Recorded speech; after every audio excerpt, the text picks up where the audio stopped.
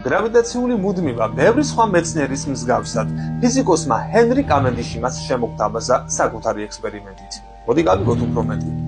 ინგლისელმა ფიზიკოსმა ჰენრი კავენდიშმა განსაზღვრა თუ რამდენად დიდია ორ ობიექტ შორის მიზიდულობის ზალა. ამისათვის მან ანიმაციაზე სქემატურად ნაჩვენები დანადგარი გამოიყენა.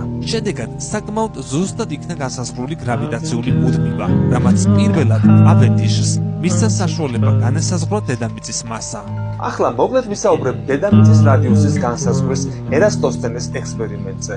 დედამიწის რადიუსის სიგრძე განსაზღვრა ალექსანდრიის ბიბლიოთეკის ბიბლიოთეკარმა ერატოსთენემ, რომელიც მე-3 საუკუნეში ჩვენს ერამდე ცხოვრობდა.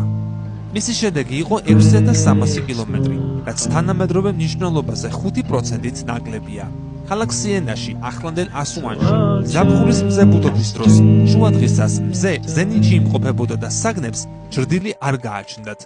იმავე დღეს და დროის იმავე მომენტში სიენადან 5000 სტადიით დაშორებულ ჩრდილოეთით მსმდებარე ქალაქ ალექსანდრიაში, მზე ზენიტიდან გადახრილი იყო დაახლოებით 7 გრადუსით.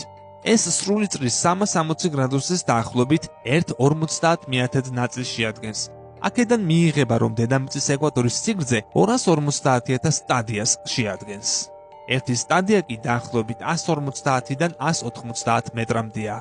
ისევ ბატონ გალილეის დავუბრუნდები. ამჯერად მის ექსპერიმენტზე ვიამბობთ სახელად ექსპერიმენტი დახრის სიფრთხეზე მგორავი ბირთვით. გალილეო გალილეიმ გამოიყენა დახრილი სიფრთხე შუაში გლუვი ღარით, რომელზეც ბრინჯაოს ბირთვებს აგორებდა.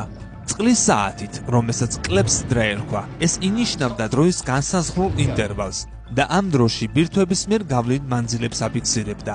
გალილეიმ დაადგინა, რომ დროს ინტერვალის ორჯერ გაზრდისას ბირთვი 4-ჯერ მეტ მანძილზე გორდებოდა. ესე იგი, აღმოჩნდა, რომ დამოკიდებულება კვადრატულია. ამით უარყოფილი იქნა არისტოტელეს აზრი, რომ ბირთვების სიჩქარე მუდმივი იქნებოდა. ნაწილაკების გაბნების რეზერფორდის ექსპერიმენტი კი ატომის აგებულების შესახებ გვიამბობს და ის ერთ-ერთი პირველი ექსპერიმენტული დადასტურებაა. ინგლისელი ფიზიკოსის ნობელის პრემიის ლაურეატის ერნესტ რეზერფორდის ექსპერიმენტი, რომლის საფუძველზეც ატომის აგებულება სტრუქტურად ადგინდა.